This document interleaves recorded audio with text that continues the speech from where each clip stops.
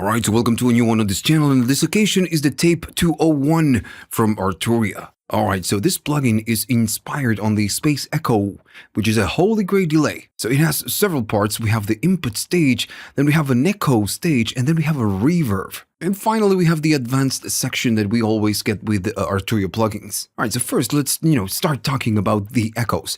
So I'm starting always with the default template, so we can all start from the same place. And right now it's off, so if I play something, I have a synthesizer, and it's a mono synth. That's how it sounds. Alright, so now it's on. So just like any delay, you have the repeat rate. So this is the delay times. And if I play it right now with the default settings, you're going to be getting, the echoes, the repetitions. So by default, if you go right here and you hover, it's going to give you the milliseconds. You can sync to whatever BPM you have in your DAW and use divisions. Right, so I guess all of this is just, a little bit obvious. Now, one thing that you can do with this one, which is super cool, is that you can unlink the left from the right. We're going to discuss this a little bit more in a minute. But if I disable this and I move the left, now notice that we have something else in the left and we have something else in the right. So, goes wide. And it's because, we have different times on the left and the right. So now we have a separation because we have different times. Now, once you link it, it will always link to the one you have in the left. I mean, the right is going to sync with whatever you have on the left. I'm going to go back to a default, and now we need to talk about how this works, because this is the soul of this, unit. So this is a tape type of, delay. You have different heads. So how it works is that you can combine the different heads. So the heads are positioned a little bit differently. So when you activate different heads, you're going to be offsetting the times that you have right here. Let me just show you.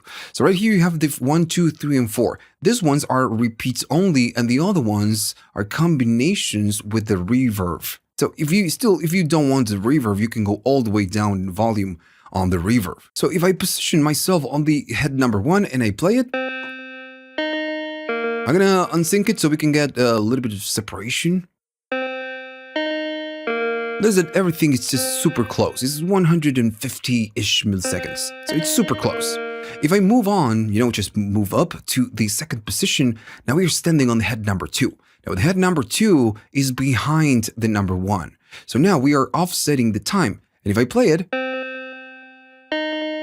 notice that the delay times are different. Slower, faster, faster, and then slower. Because this one is positioned because this one is positioned after this one, so we have different times now. So if I go to the number 3, this one is going to be a little bit more than 2. Alright, so you must be thinking, what is the point of this? I could go to the repeat rate and just select whatever the F I want just with the head number 1. Yeah, the thing is that the magic of this, of this unit happens when you start combining the different heads. If I go to the number 4, now we have the 2 and the 3 on. So it means that both are going to be running. So if I play something, notice that we get a different pattern.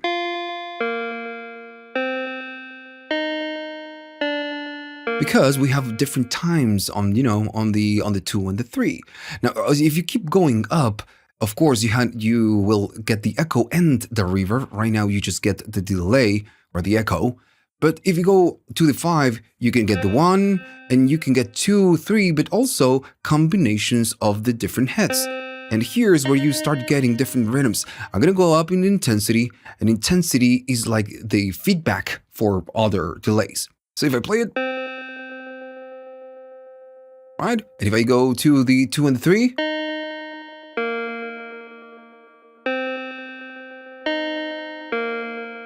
then 1 and 3, this is my favorite.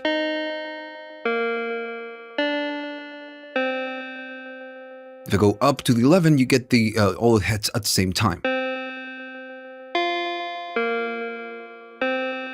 So I'm going to sync it, maybe go to 1/8. And I'm going to separate this one. Maybe I'm going to go dotted or 16, whatever. It doesn't matter right now. Notice that we get different rhythms and textures. If I go just to the head number 1, it's going to be a little bit different.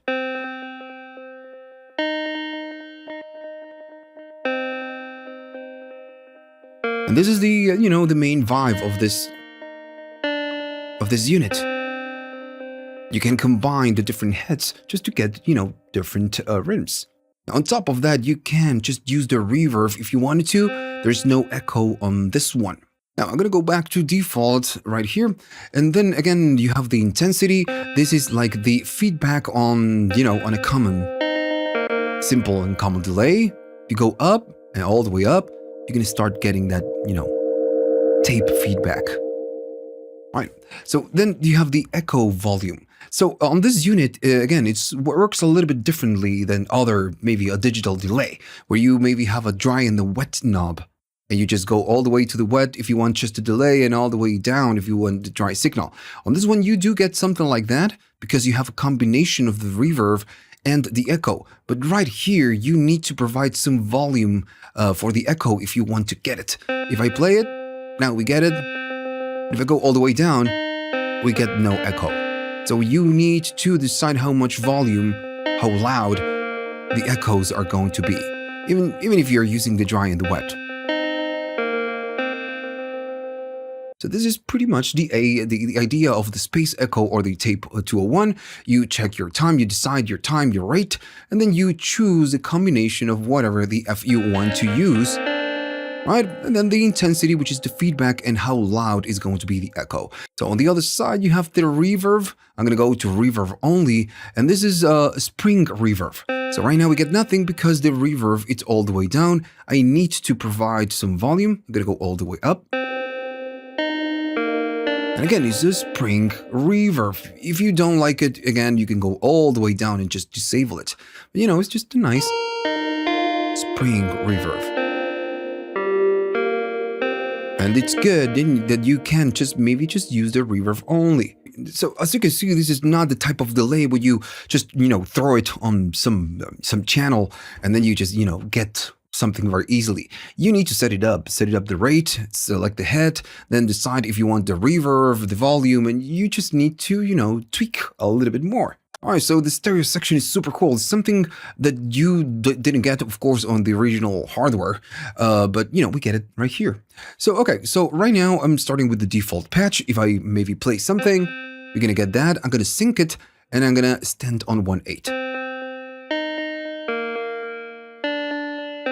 Right, so, pretty simple. Now, the thing is that my signal is mono. My synthesizer is mono, so what I get in return is going to be a mono repetitions, right? And we can see it right here on the vector scope. Now, what you can do with the stereo is that right now it's going to be stereo, but since my synthesizer it's mono, you're just going to be getting mono. So what you can do, you can go to the right offset. So on the left and the right, I'm using the same times. Now with the rate offset, what you can do, you can offset the times on the left and the right. So now, instead of being mono, when you separate the left from the right just a tiny little bit, you're going to be getting a more open sound. But still, notice that my main synthesizer is still mono, but the repetitions are stereo. So if you want a little bit to open, the delay a little bit more, by offsetting the times of left and the right, you can get it. Now you can go all the way up. It's going to get a little bit more aggressive. And then you can go to the other side, which is the same thing, but, negative. It's not that you're doing left. You're pretty much doing the same, but on the other side. You're inverting the offset times. Okay, so I'm going to double click and we just get, mono repetitions.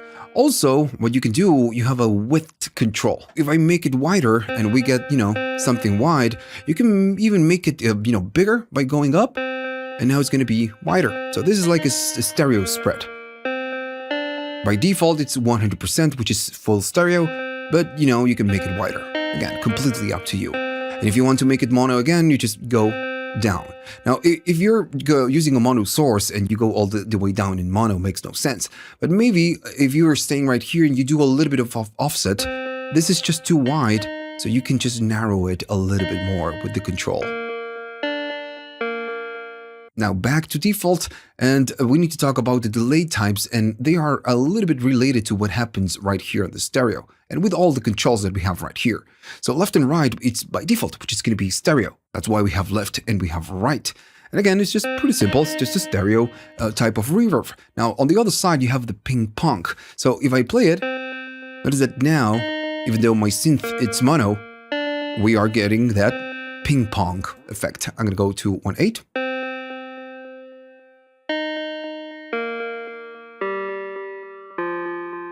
Right? So again, it's just a ping pong, pretty simple. You can still offset the times and make it wider if you wanted to.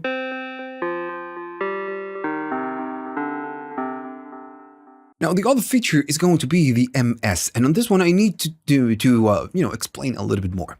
So again, I'm gonna go back to default so I can start over. So my synthesizer is mono, right? So if I play it, we can see that it's just mono and the repetitions are mono as well.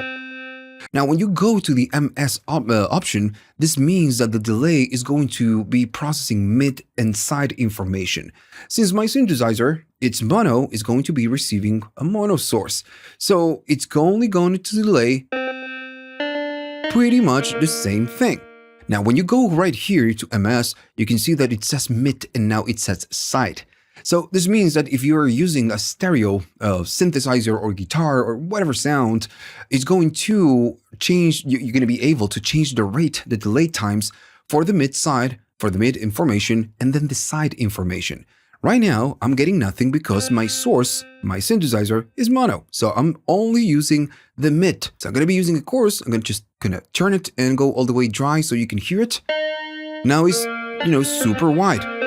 So I have mono information and side information. Now the cool thing with this one is that again, you can use different times for mid and different times for the side. So if I unsync it, maybe I'm going to go use sync, and maybe on the mid side, I'm going to be doing 1/8, but on the other one, I'm going to go slower. So now the side information is going to be super slow, but the other one is going to be a little bit faster. And I'm going to go up in intensity so we can, listen to this.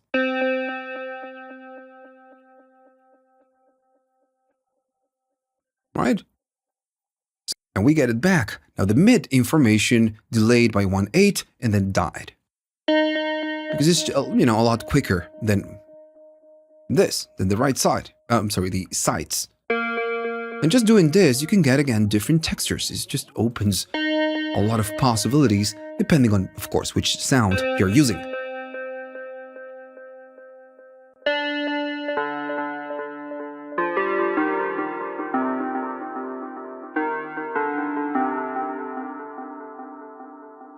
Right? And on top of that, if you combine the different heads and the reverb, you can get, beautiful sounds. I'm gonna go up on reverb, maybe that much.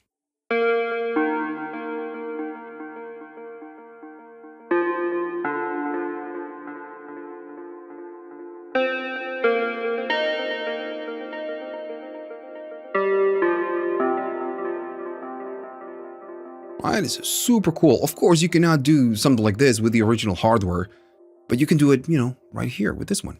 All right, so I'm going to go to default, and now we need to talk about the input drive. So this is the other section, right? We have the delay, we have the reverb, and the types, and then we have the input. So since this is a recreation of the hardware units, when you drive the input of any hardware that has tubes or, even transformers, it's going to, process the sound, and it's going to, crunch it, it's going to saturate it, it's going to compress it. So if you drive right here, it's going to do that. Is going to emulate the preamp, saturation. So the 0, it's a input gain. It's going to be a clean type of, input. Still going to distort and saturate, but not as much as the original unit or the other modes. So still, if you have to show you, let me again go back to default. I'm going to go up on the input drive and I'm going to go down on my channel because it's going to be a little bit loud. Notice that we get it. So that clipping is from the plugin. I'm not clipping my channel. So we are distorting. And this is, of course, only happening to the wet signal. So the 1 and the 2 is going to be an emulation of the, the original unit. That is just super crushed. right? It's really distorted, and I'm driving as hell, that's why. If I go back to the dry and the wet, we can, of course, blend the dry with the distorted signal, which is the delay signal, and we get, that vibe. Now, I'm going really aggressively just to show you how this works. Now, the other option, this one is the original amp, and it's pretty crushed. The other one, the number 2, is an emulation, which is not an emulation, is a version from Arturia of a germanium preamp. And again, it's just a little bit cleaner than the number 1. That is it, we get a little bit less. This one is super crushed. A little bit less. All right, so the main point of this is that you don't need to go crazy like I'm going right now. Maybe just doing a little bit more, just a little bit, is going to give you, a little bit of saturation and a coloration to the delays, right? That's the point. If I go to 0, notice I'm, again, not going super crazy. If I go to number 1, that is it's way different. Now still, again, if your synthesizer or whatever source that you're using is too hot, you can still go minus, so you can attenuate it and not distort the signal. That's, the point. Now this EQ is after the repetitions, so it's a post EQ. Now if I play it, I'm gonna maybe offset a little bit more and just go there. If I go all the way up on the bass, and this is just for the wet signal. So if I go up, go all the way down, no bass, right?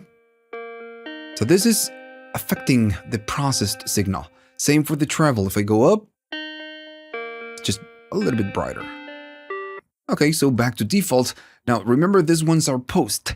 If you go to the advanced section, you have an input EQ, so you can EQ before going through the whole, process, the whole delay and reverb, echo and reverb. So if I turn it on and maybe go more wet than, dry,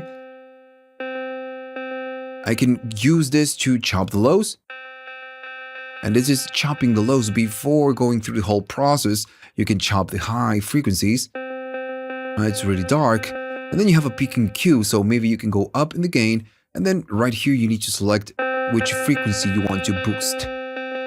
Maybe I'm going to go aggressively so we can hear it. On top of that, you can select the Q. If you go all the way down, it's going to be pretty wide. But if you go up, it's going to be narrow. Right? So all again, all of this is just so you can fine-tune whatever goes into the delay. Whatever source is going to be delayed, you just fine-tune it right here before it gets delayed. Right, so back to default, we need to talk about this section right here. First, we're going to start with Flutter. Notice that you already have something. Now, this is a tape type of delay. So the Flutter, what it will do, because it's a tape, it will introduce a pitch variation. So the pitch variation is irregular. Now, you do have a little bit, because again, it's a tape delay. And for now, again, I'm going to go to sync and make it offset a little bit more so we can hear it. And go up on the intensity, so it's going to be a little bit more obvious. Right. Now, maybe too much. So going up on the Flutter, what we'll do, it will give you this pitch, pitch detuning. So if I go up, you're going to really notice it. We get that coursing effect.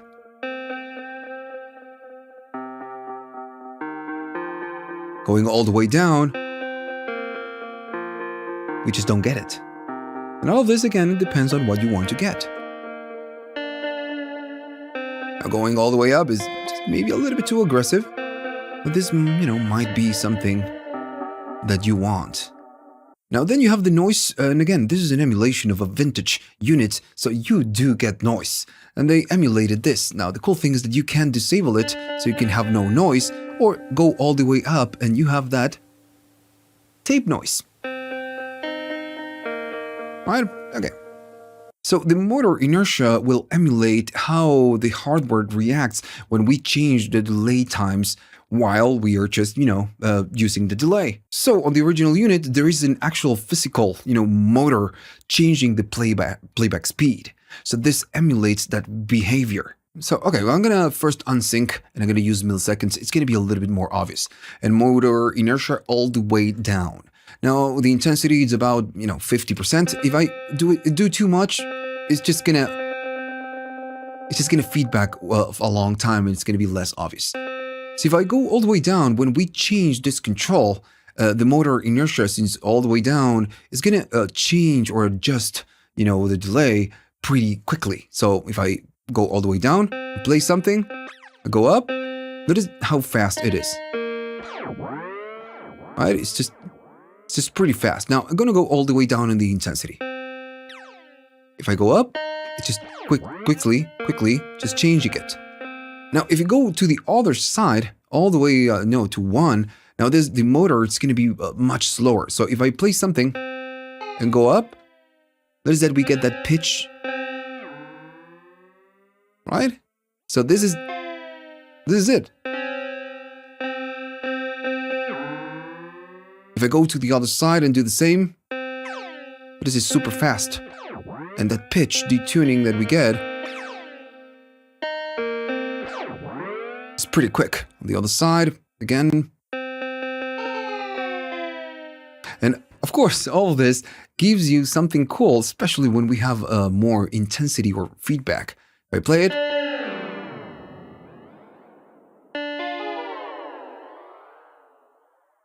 right? If I go all the way down, it's just going to be faster.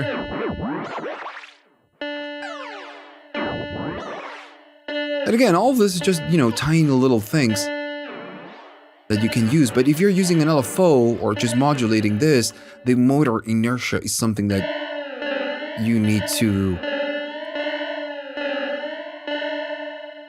fine-tune to, get what you want. Okay, so just to finish up, we have the LFO section. The LFO is a low-frequency oscillator, and we use it to modulate some of the, controls that you have at the top. You didn't have this on the original hardware, of course. So how this works is that you need to select the destination, what you want to modulate with an LFO. So it's like, let's say that I'm not syncing, for example, and I want to modulate this control and do something like this. Of course, I'm not going to do it manually, so you can have the LFO do it for you. So I'm going to be going right here, and you have a lot of, all the destinations. Maybe I'm going to go to right left, and if I turn it on, it's like moving this control just like this. Of course, you need to choose your shape. You have the sine, triangle, then saw, inverted saw, and then square. And then how aggressive the LFO is going to be and how fast it's going to go. And you can sync it to whatever tempo you're using on your DAW. So in this case, I'm going to sync and I'm going to go to, I don't know, something, maybe 1/8. All right, so if I play it, notice what happens. The ride, so it's modulating, and I'm going to go up on the intensity so we can get something more obvious. Is modulating the repeat rate of the left. Now, if I change this, we can do rate of L and R, so it's going to be modulating both left and right. And I'm going to offset it so we can get a stereo signal. Right? Now, of course, it's a little bit too fast. Maybe I'm going to go slower, and maybe even go to hertz, and I'm going to go up on the intensity so we can, get it.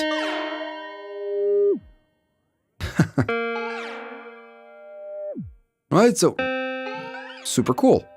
Now again, the LFO, what it's doing, it's going up and then it's going down by this amount. So it's like doing this and then doing this. So it's super aggressive. Even though I'm going all the way up on the intensity, notice that at some point it's going down. And it's because, again, this is going up and then going down, going up and going down. Maybe the intensity, right here, the amount of the LFO, is just maybe a little bit too much. So I'm going to be going down and then playing something else. And now we have something, like maybe a little bit more controllable.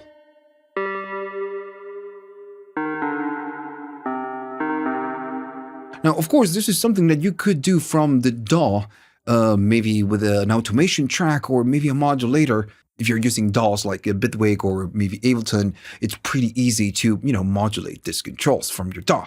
But you can do it from here. It's just, pretty simple. All right, so that's it. That's pretty much the whole unit.